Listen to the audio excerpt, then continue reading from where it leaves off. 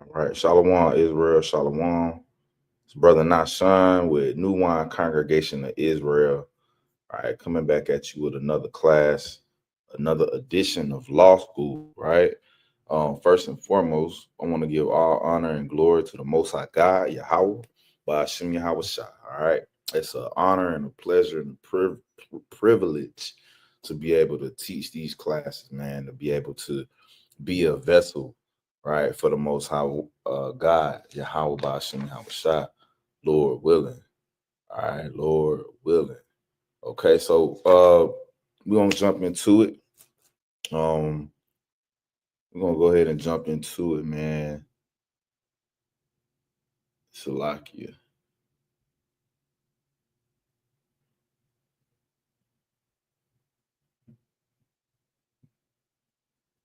Yeah, Salakia. My bad, y'all. So this is law school. We're gonna start out in Genesis 11. All right, well, we're picking back up in Genesis, chapter 11 right now. All right, so chapter 10, we dealt with a lot of the descendants of Noah. That's what that chapter chiefly was about, the descendants of Noah. So in this chapter, we getting into that a little bit more. All right, but we dealing with the time. You see here, the heading for the chapter is universal language confusion. Okay, so that's what's taking place in this chapter right here. All right, so let me see. Now, before I go into this, let me jump back a little bit. All right, let me jump back to chapter 10 because we reading about chiefly the Hamites. Okay, chiefly what we're gonna be reading about is the Hamites and a man named Nimrod. Okay, so Nimrod is a descendant of Ham. Nimrod is a descendant of Canaan. Canaan is a descendant of Ham, as we can see right here. Okay, Genesis 10 and 6. It says, and the sons of Ham, all right, Cush. Okay, so the sons of Ham, you got Cush. Cush today would be your Ethiopians. All right. Then it says Mizraim. Mizraim, those are the Egyptians. We touched on that last time, right? And then it says Foot. Foot would be your northern Africans. Okay. A lot of the people that are living in that region come from the descendant of the ancestor of Foot. All right. And Canaan, those would be your southern Africans. Okay. So all Africans, all Hamites. All right. But that's chiefly the area of Africa that they lived in. All right. That's the area that they lived in. All right. Let's keep going. It says, and the sons of Cush, Seba, and Havilah, and Sapta, and Rama, and Sabteka, and the sons of Rama, Sheba, and Dedan. All right. It says, and Cush, all right, the Ethiopians begat Nimrod. That's where he came from, the Ethiopians.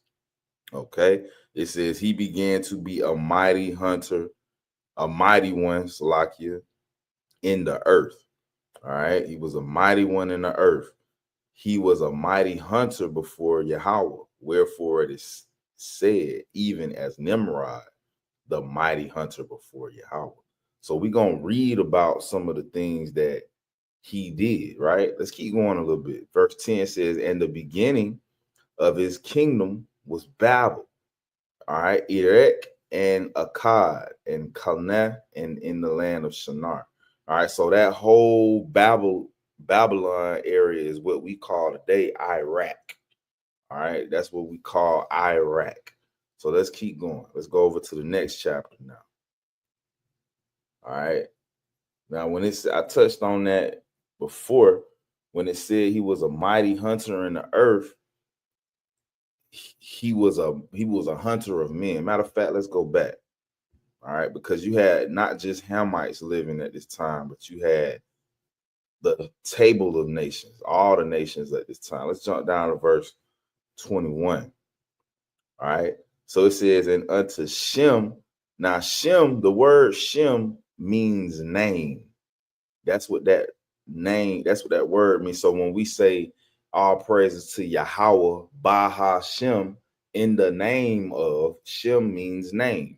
All right. So Shem means name. It says Shem, also the father of all the children of Eber. Now, Eber is where the word Hebrew comes from. Okay, so all the Hebrews come from Eber. Okay, they come from Eber. All right, now let's jump over to chapter 11 now. So I wanted to get that out of the way, establish that real quick. Now let's go to chapter 11. All right, we're gonna start at verse 1. So it says, and the whole earth was of one language. At this time on the earth, everybody spoke the same language, which was Hebrew. All right, everybody spoke Hebrew at this time, and of one speech. So there's a difference between language and speech. Okay, language is English, French, Creole. Those are languages. Speech is more so the dialect of the language. All right, so the dialect, two different dialects would be modern Hebrew, which is Yiddish, versus Paleo Hebrew. All right, which is the ancient Hebrew. So those are the same language, but they're different speeches. I hope that makes sense. So at this time, everybody spoke the same language and they spoke it the same way. In other words, okay, it says, and it came to pass, make sure my time. All right, it says, and it came to pass as they journeyed from the east that they found a plain in the land of Shinar.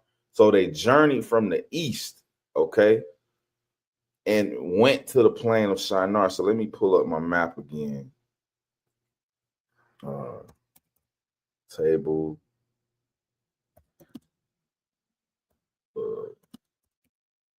nations map. Try to make it so that y'all can understand what they talking about. All right.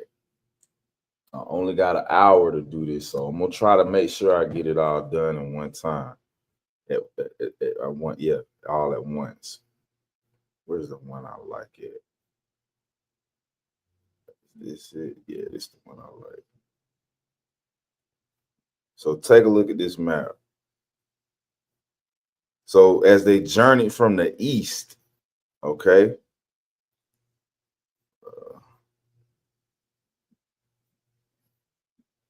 I don't see Mount Ararat.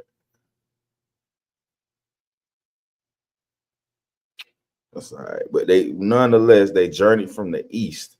It says they came into from the east over here. They came into the plain of Shinar. So Shinar is over here, is a plain in Iraq, where Babylon is near. Okay. Today, all this they go to, this is called Iraq today. Okay. All this today is the region of Iraq. All right, so they went over here. They went from here to here. All right, let's go back to the Bible. It says, and they dwelt there. It says, and they said one to another, go to, let us make brick and burn them thoroughly. And they said, and they had brick for stone, and slime had they for mortar. So when you go into, so they said, look, let us build us a tower. Basically, they're gonna say that in verse 4. All right, let us make brick and burn them thoroughly. And they had brick for stone, and slime had they for mortar. Now, this one just slime, like, you know what I'm saying, something that wasn't sophisticated, right? Let's go into that word slime. Let's go into that word slime. So they was heating up the bricks, all right, making probably more than likely clay bricks. But it said they had slime for mortar. All right, so it says slime, pitch, asphalt. All right, asphalt. And then it says bitumen. All right, so let's look up that word right there.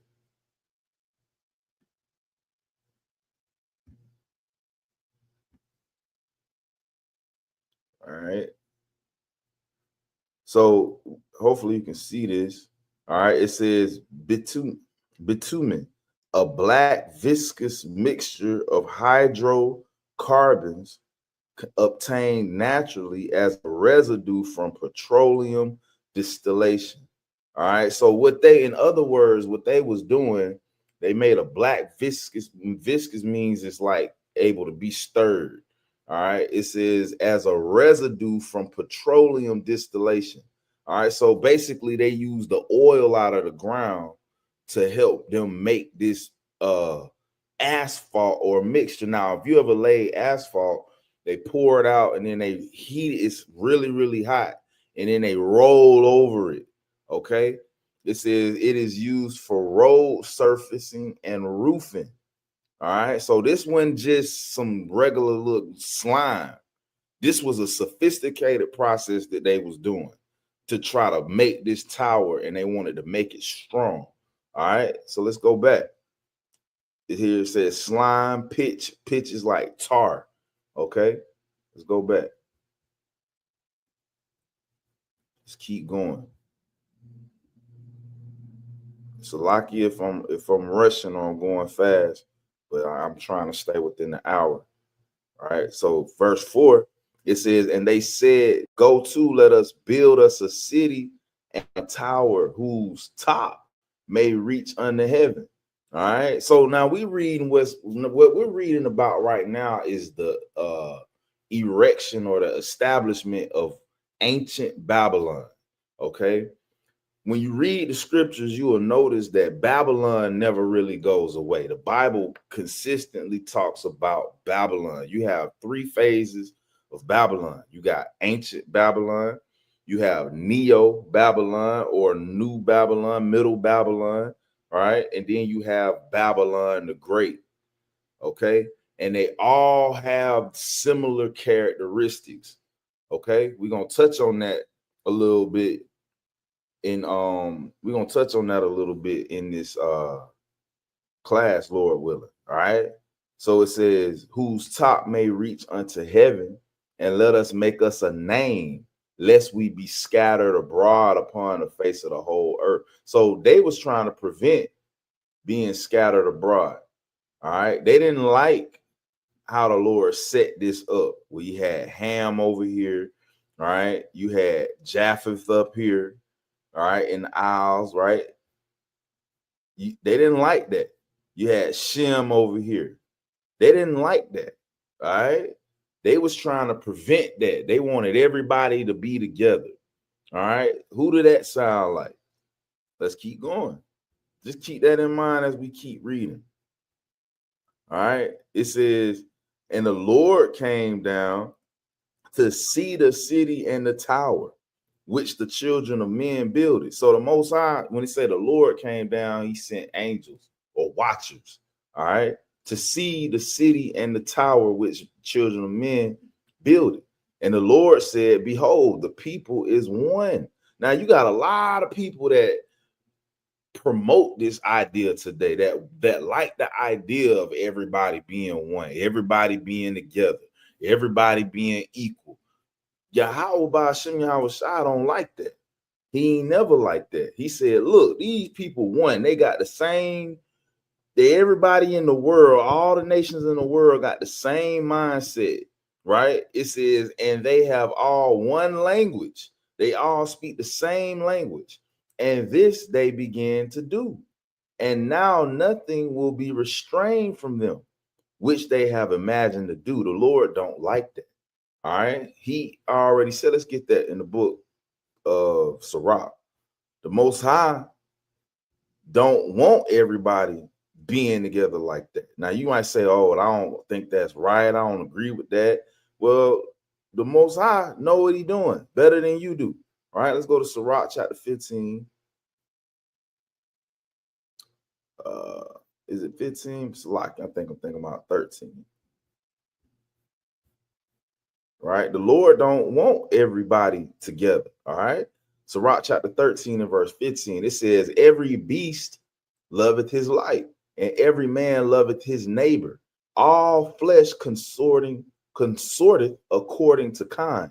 All right. You consort together according to the kind of person that you are, the type of nation that you are.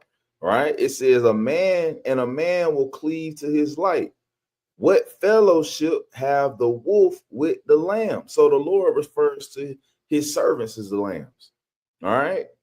His servants, the Israelites are referred to as lambs. He said, what fellowship have the wolf with the lamb? So the sinner with the godly. All right. And what agreement is there between a hyena and a dog? Now, they both types of dogs, but a domesticated dog and a hyena ain't the same. All right. And what peace between the rich and the poor? All right. It says, as the wild ass is the lion's prey in the wilderness, so the rich eat up the poor. All right. And as the proud hate humility, so do the rich abhor the poor. Okay. So the Most High divides things for a reason. He don't want everybody being the same. All right. It's another precept just jumped in my mind. All praises to the Most High. Let's jump to Sirach, chapter 33.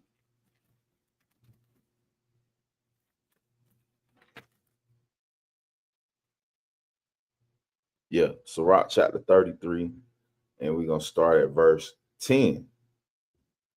The Most High never wanted everybody being together like that.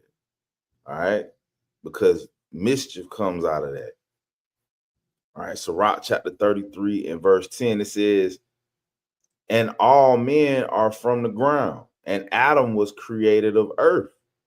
Okay. In much knowledge, the Lord have divided them. He put a lot of thought. In other words, Yahweh Bashem Yahweh Shah, he knew what he was doing when he made everybody different. When he divided, y'all stay over here, y'all stay over here, y'all right here. He knew what he was doing and made their ways diverse. Some of them have he blessed and exalted, and some of them he sanctified and set near himself. But some of them have he cursed and brought low and turned out of their places. All right. As the clay is in the potter's hand to fashion it at his pleasure, so man is in the hand of him that made him to render to him as he like best. He can do what he want to do. He God. You don't know better than what he knows. Okay. But in a Babylonian mindset, you're going to think that you do. You're going to think that you do know better than what the Most High know. All right. So let's go back. So the Most High, let's go back to the table of nations. When he made this like this, when he set up the lands where everybody was going to be at, he knew what he was doing. He did it for a reason. All right. Let's go back to Genesis 11. He says, verse 6, and the Lord said, behold, the people is one, and they have all one language, and this they began to do. And now nothing will be restrained from them, which they have imagined to do. All right, let us go down and there confound their language, that they may not understand one another's speech. All right, so there's a reason behind why the Lord did this. All right. It wasn't that they were just being good and making just a tower and just doing their thing. No, it wasn't like that, man. You had one man, Nimrod, trying to rule the whole earth and getting everybody to indulge into idolatry. All right. I'm gonna read something out of a book that I got. Let me show y'all the image of the book. All right, you may be still able to get it on Amazon or something like that. All right, it's called The Two Babylons. All right, depending on what copy you get, it'll look different. Okay, yeah, all these are the same book. Now, what I will say with that is different publications of this book, same book but different publications. They change stuff, because they like, hey, we don't really want him talking about that, right? So it's by a man named Arthur Hislop. All right, Arthur Hislop. I'm trying to find the the version that I got. Yeah, this is the version that I got. All right. So different editions of the book, they took some stuff out. All right. This is the edition that I would recommend to you. All right. This one, or let me go back up, or this one. Okay. So you see, it ain't that much money right now. Once people go to starting to buy it, the book could shoot up to like $300-400. So if you got the money, $25-35, go on and get this book. All right. So I'm finna read from page 20. All right. And show you a little bit of what was going on in the time. We also gonna get some precepts. All right. I'm gonna show you a little bit of what was going on during this time and why the Lord decided to confuse their languages. Okay. So this is from the Two Babylons, or Papal Worship, by Alex Hislop. Is it Alex or Arthur? Yeah, Alexander Hislop. All right. Put the book up so y'all can see it. So it says, in Papal Italy, as travelers universally admit, except where the gospel has already extended, all appearance of worshiping the king, external and invisible, is almost extinct, right? While the mother and the child are the grand objects of worship. So when you go to Papal Italy, the concept of worshiping Yahweh, the Most High, is, they don't really do that over there. All right. What they do worship is the mother and the child. There's a reason for that, because that's what was going on during the time of Nimrod. All right. Let's keep going. It says, exactly so in this, the latter respect also was it in ancient Babylon. So in ancient Babylon, it was a lot of worshiping the mother and the child. All right, we're going to explain to you why. All right, it says the Babylonians in their popular religion supremely worshiped a goddess, mother, and a son who was represented in pictures and in images as an infant child in his mother's arm. All right. So let me see if I could get you a image of what that is up here. All right.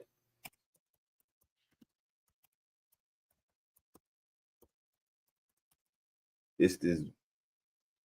Let me see. So this is what we reading, is where the idea of the Virgin Mary and worshiping the mother and the son, that's where that concept comes from. Let me see.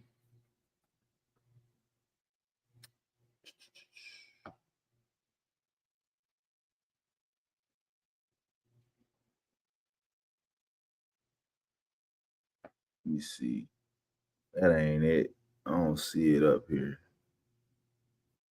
All right. If I can't find it, I'm gonna show you another image, because what you'll find is matter of fact.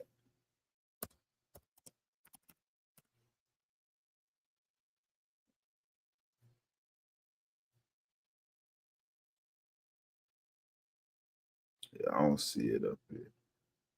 The one I'm looking for. The one I'm looking for has got a woman with a baby, and the baby sucking on a breast. I don't see that one up here, but that's all right. We're gonna keep going. All right. So it says, let me read that again. The Babylonians in their popular religion supremely worship a goddess mother and a son who was represented in pictures and in images as an infant child in his mother's arms. No father, just the mother and the infant. It says, from Babylon, this worship of the mother and the child spread to the ends of the earth. In Egypt, the mother and the child were worshipped under the names Isis and Osiris. All right, so let's look at that. So keep in mind, Nimrod is what we would call an Ethiopian today. He come from Ham. Egypt is the Greek word for Mizraim, who also comes from Ham. So after the flood, the first group of people to rule the earth were the Hamites. All right. Isis and Osiris.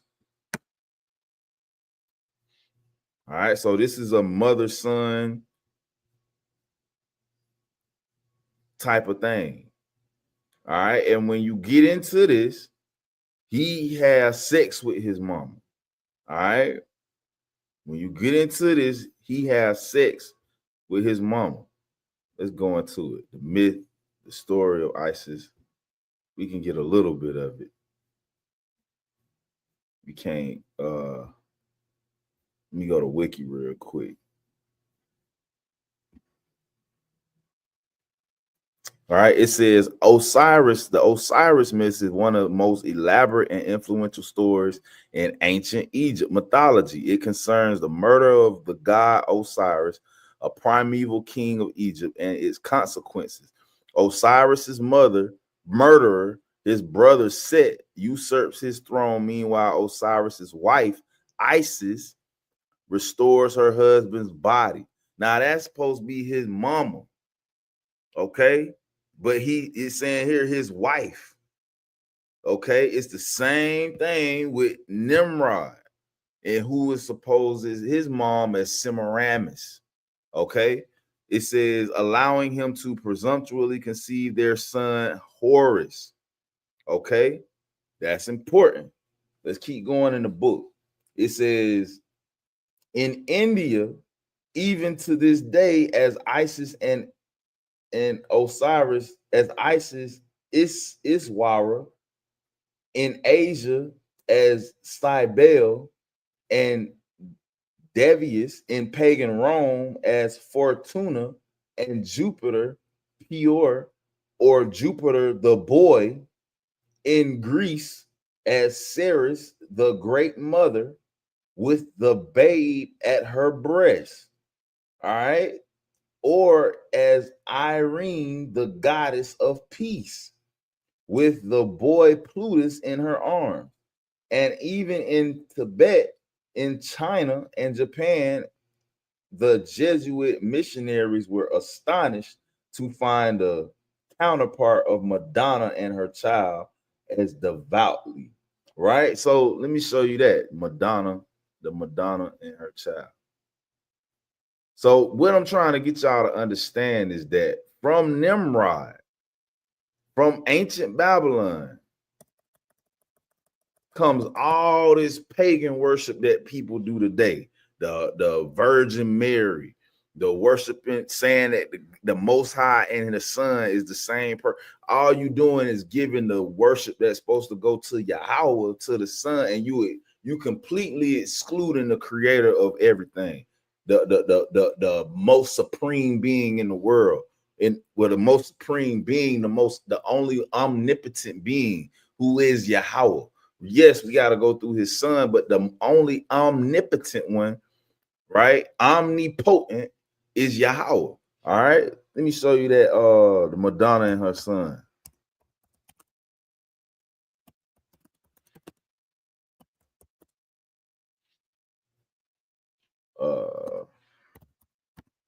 Wrong. So they'll know what I'm talking about.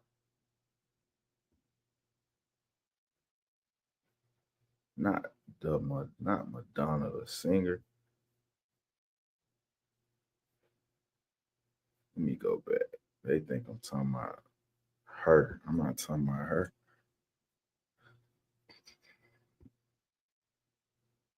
Let's see if this will show you. Yeah, that's what I'm looking for. Okay, yeah. That's what I'm looking for. All right, so that's similar to what they had in ancient Babylon. All right, that's what you find in Rome. All right, that's Greece had something like that. India had something like that. Every nation had something like that. The Madonna and this baby right here, because that's who they want you to worship. The same way over here. They got programs like WIC, Women, Infants, and Children. All right. Is it a sin to use WIC? No, it ain't a sin to get it, but the concept and the understanding, the underlying and subliminal message that they trying to drive in is the woman and the child. You don't need that man. And they put that idea and concept into our women today, and it make them a lot of times it make it easier for them to disrespect their heads, their husband. All right. So that's from that book right there. Now I want to show you something. So Semiramis is who. Let me show you this real quick. Semiramis. I might have spelled it wrong, but they know what I'm talking about. Yeah. All right. So Semiramis. All right. That's an image of her. We know she was a black, dark-skinned woman. All right. It says the real and historical. Let me see.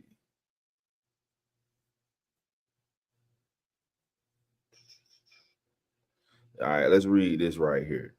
So it says the name of Semiramis came to be applied to various monuments in Western Asia and Anatolia whose origins had been forgotten or unknown.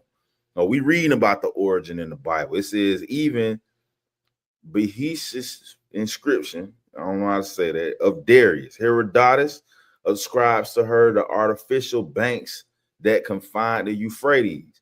He knew her name because it was inscribed on a gate of Babylon. So that name chiefly comes from the Babylonians.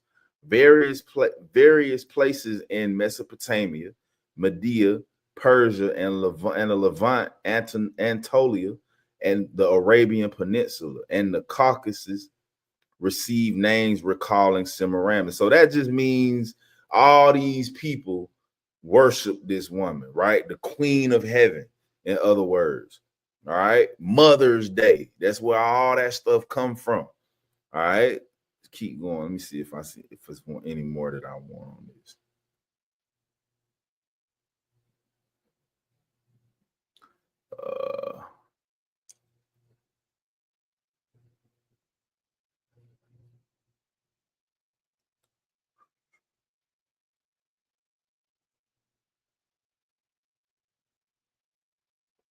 Yeah. All right, so let's read this right here. Diodorus relates that after their marriage, Semiramis and Ninus had a son named Ninus. Now, that's going into Nimrod and Semiramis, his mother, right? And they had a son, and their son's name was Tammuz. Salaki. Their son's name was Tammuz. All right, let's jump down right here. It says she restored ancient Babylon and protected it with a high brick wall that completely surrounded the city. She built several places in Persia, including Ecbatana. All right, so that's enough of that. Now, from there, let's go to the book of Ezekiel. Let's go to the book of Ezekiel and chapter 8. And we're going to start at verse 14.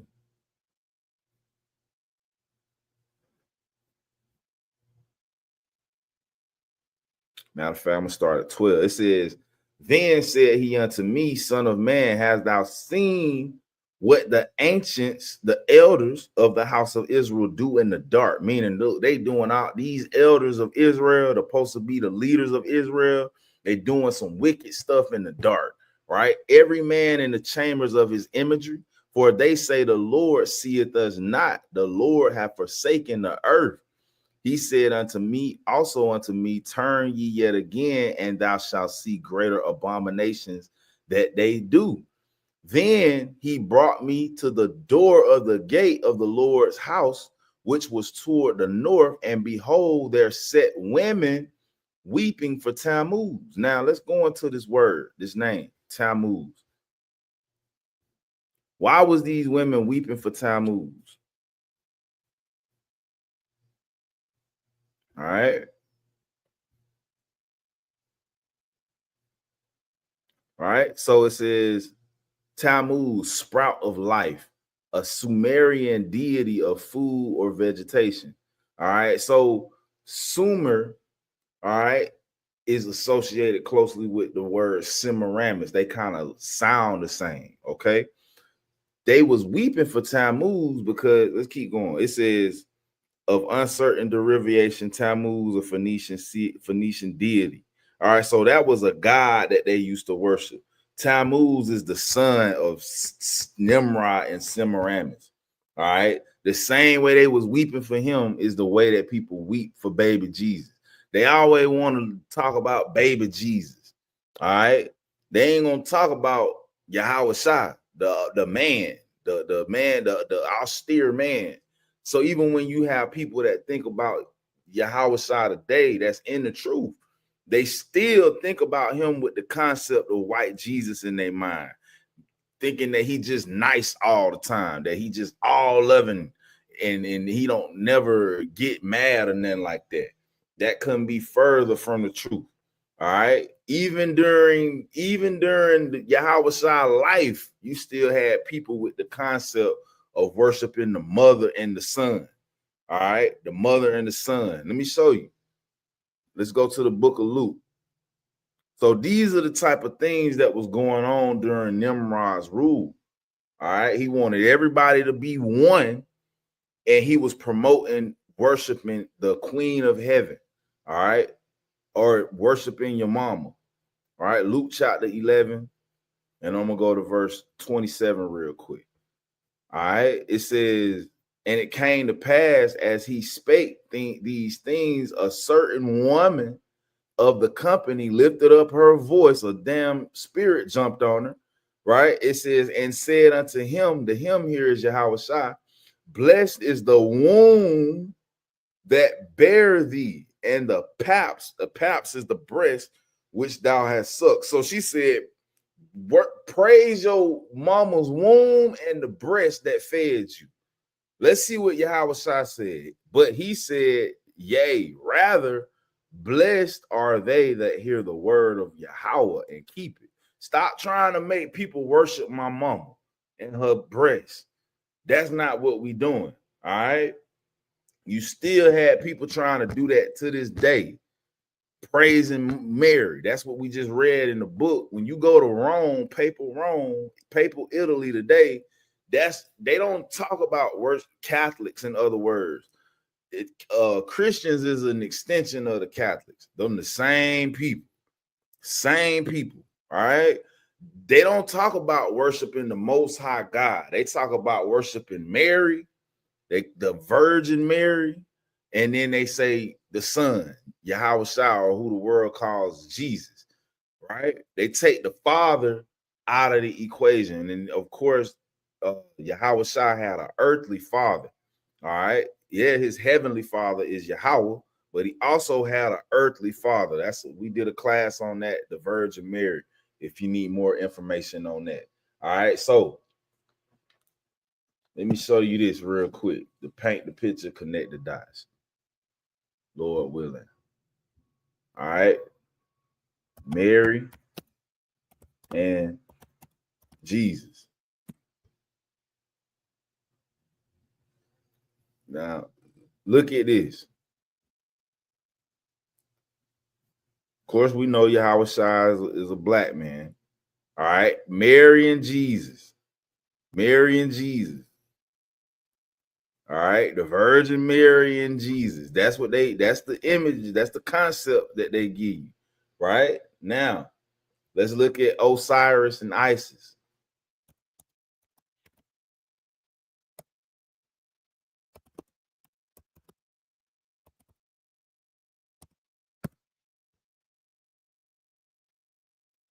Same type of thing. Mother and the son, the same type of thing. The mother and the son. Same type of thing. Look quite familiar, don't it? Same type of thing. All right. Now let's look at the goddess Easter.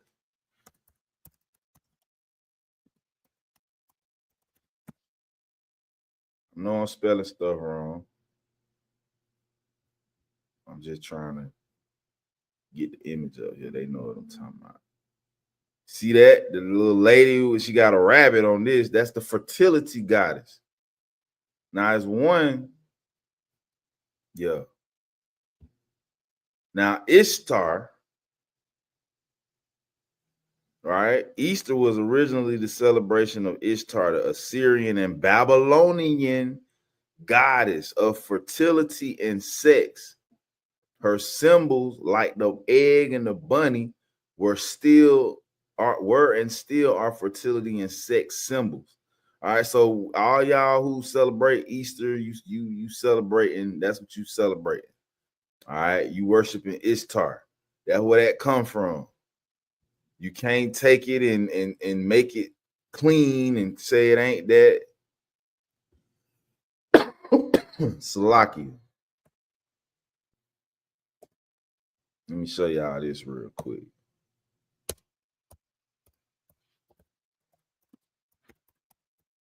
I'm gonna show y'all the old one. Right? So this is how the Queen of Heaven used to look. You see all those things right there, those are breasts. All right, this is a fountain of it. All that come from this, all that Virgin Mary and worshiping the Ishtar, Artemis. All right, that's what they say that is, Artemis. All that comes from that. All of that comes from that. All right. So you see the same type of things happening today. Same type of things. Ancient, like I said earlier, ancient Babylon, Neo-Babylon, and Babylon the Great, they all got one thing in common, right? Let's go back to Genesis 11 and verse 6. It says, and the Lord said, behold, the people is one, and they have all one language, and this they began to do. And now nothing will be restrained from them which they have imagined to do. Now that's ancient Babylon. Right? Now let's take a look at Neo-Babylon, or during the time of Nebuchadnezzar, what he wanted them to do. Let's go look at Nebuchadnezzar in Neo-Babylon. Daniel chapter 3. All right, and we're gonna start at verse 1. Now, this is the king's golden image. Now keep in mind, Nimrod wanted everybody to worship the Queen of Heaven. All right, Semiramis. It says Nebuchadnezzar the king made an image of gold whose height was 60 cubits and the breadth thereof 6 cubits. He set it up in the plain of Dura in the province of Babylon. So this was a huge statue. All right. It says then Nebuchadnezzar the king sent to gather together the princes, the governors, and the captains, the judges, the treasurers, the counselors, the sheriffs, the police, and all the rulers of the provinces. What the hell? Wow. Let's go back. I don't know what just happened. So he got the sheriffs, the governors. This was a national holiday, in other words. It says, and all the rulers of the provinces to come to the dedication of the image which Nebuchadnezzar the king had set up. So it's similar to where your president today is saying we need to get back to being a Christian country. He making that a mandate of his in his policies and such. All right. So now he's just signing he put an executive order saying you can't be anti-Semitic. Same type of thing, right? Let's keep going. It says, then the princes, the governors, and the captains, the judges, the treasurers, the counselors, the sheriffs, and all the rulers of the province were gathered together into the dedication of the image that Nebuchadnezzar the king had set up. And they stood before the image that Nebuchadnezzar had set up. He made them stand up, right? Then and herald cried aloud, to you it is commanded, O people, nations, and languages, that at what time ye hear the sound of the cornet, flute, harp, sackbut, psaltery, dulcimer, and all kinds of music, ye fall down and worship the golden image that Nebuchadnezzar the king had set up. So he wanted all the nations to worship this image. All right, that's a characteristic of Babylon. That's a characteristic. I'm gonna say it again. That is a characteristic of Babylon. Okay, worship this image. Keep that in mind. It says, "And whoso falleth not down and worship it, shall the same hour be cast into the midst of a burning fiery furnace." If y'all don't worship this image that I set up, I'm gonna throw you in this fire. Right? Let's keep going. Therefore, at that time, when all the people heard the sound of the cornet, flute, harp, sackbut, psaltery, and all kinds of music, all the people, the nations, and the languages fell down and worshiped the golden image that Nebuchadnezzar the king had set up. So what did he want them to do? What was Nebuchadnezzar's goal? One world worship. One worship, one type of worship being done over the whole world. All right.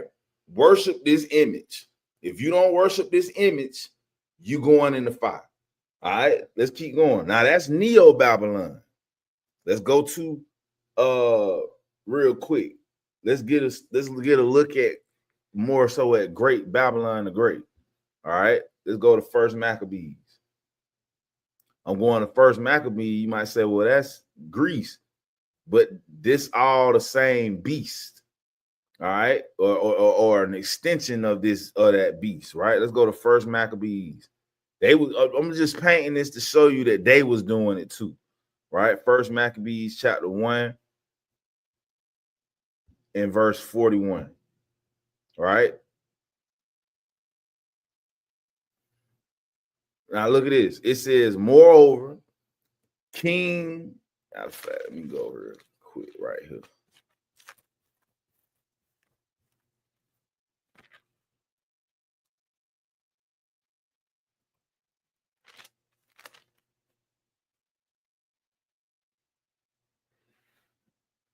All right. Yeah, let's read right here. It says, moreover, King Antiochus wrote to his whole kingdom that all should be what? One people, the same way as in Genesis. The people is one. The Lord don't like that, right? Let's go back. First Maccabees, that he wrote into his whole, basically he wrote legislation. He passed an executive order. It's the same thing, that all should be one people and everyone should leave his laws. So all the heathen agreed to the commandment of the king. All the nations was with it, right? Let's keep going. Another word for that is democracy. That's another word for that, democracy. All right. It says,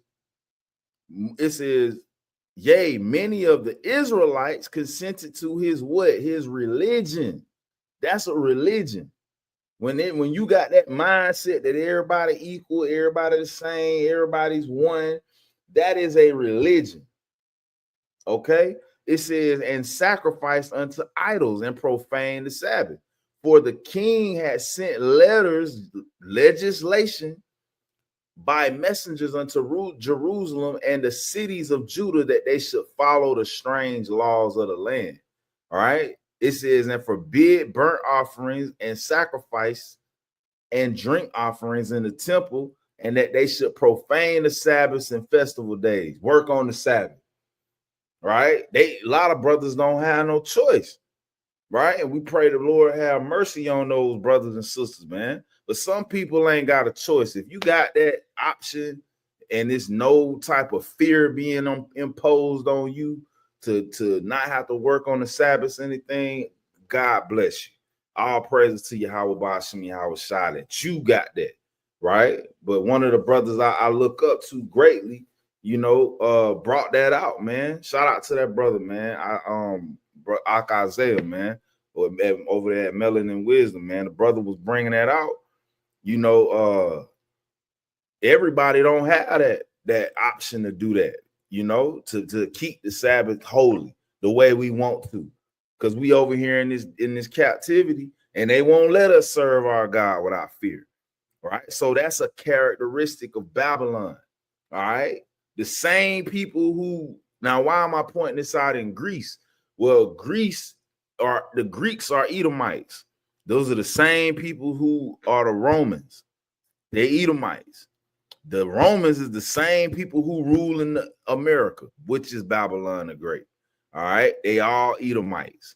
And they all want everybody to be one. They want everybody to be one, right? America got something called a pluribus unum, which is what's on your dollars. All right. Which means out of many, one. Out of a bunch of people, one people. American. All right, that's the mindset that they got over here and that they're trying to drive into these people, right? Into the nations, right? Let's go back to Genesis 11. Let's go up to verse 4 real quick. It says, and they said, go to, let us build us a city and a tower whose top may reach unto heaven, right? Whose top may reach unto heaven. Real quick, let's go to Jeremiah. Who else was talking like that? Let's go to Jeremiah chapter 49, and we're going to read verse 16. Right? Look at here. Prophecy against Edom. So Edom want to do this, right? Let's go to verse 16 real quick. So we ain't got much time. All right. It says, for thy terribleness, let me see real quick. It says, for thy terribleness have deceived thee. All right. It says, for thy terribleness have deceived thee, and the pride of thine heart, O thou that dwellest in the clefts of the rock, that holdest the height of the hill, though thou should make thy nest as high as the eagle, I will bring thee down from thence. The Lord say, you like to dwell up high. You trying to live up high. You trying to be up there. I'm going to bring you down. All right, that's a characteristic of Babylon, right? Let's get some more. Let's go to Isaiah chapter 14 and verse 13. Let's see what else they said. It says, for thou hast said in thine heart, in thy mind, I will ascend into heaven. Now that Lucifer here, that's going into the so-called white man. It's not talking about the devil. All right, the spiritual demon Satan. Now, Esau is a devil, but this is not talking about the spiritual demon Satan. All right, it says, I will ascend into heaven. I will exalt my throne above the stars of God. Now, that's Esau who got space stations up there. All right, I will sit upon the mount of the congregation in the sides of the north, the northern hemisphere. I'm gonna sit on the mount of the congregation. The mount of the congregation is Israel. All right, let me show you that real quick. The mount of the congregation is the Israelites. Let me show you that real quick. All right, let's go to Jeremiah. Matter of fact, not Jeremiah. Let's go to Psalms. Psalm 74. To show you that the mount that them sitting on the mount of the congregation is them oppressing. You sit on something, you oppressing it. All right. You can't get up if somebody's sitting on you, right? If you laying down and somebody's sitting on you, it's gonna be real hard for you to what? Rise up, right? Let's go to Psalm 74 and verse 2. It says, remember thy congregation, which thou hast purchased of old, the rod of thine inheritance, which thou hast redeemed, this Mount Zion, wherein thou hast dwelt. That's the mount of the congregation. All right, let's get one more. Let's go to Zechariah chapter 2 and verse number 8. Make sure that's what I want.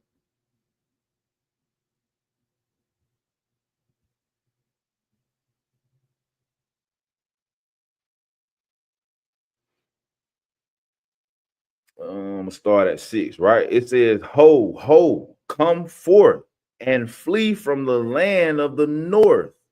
saith the Lord, for I have spread you abroad as the four winds of heaven, saith the Lord.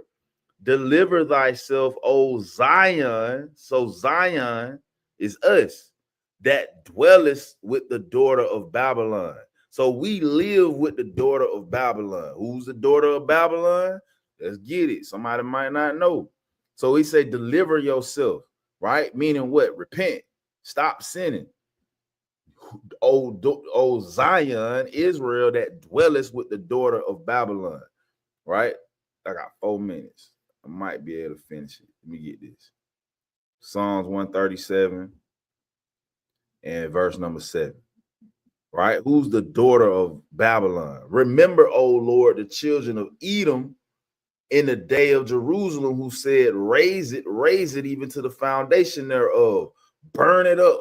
Right? O daughter of Babylon, who art to be destroyed. So Edom, the children of Edom, are the daughter of Babylon. They're the same people. So great Babylon, or Babylon the Great, is gonna be ruled by the Edomites. Hopefully that makes sense to you, right? So yeah, it's a whole lot we can get into when it comes to that. All right, but let's go back to Genesis 11.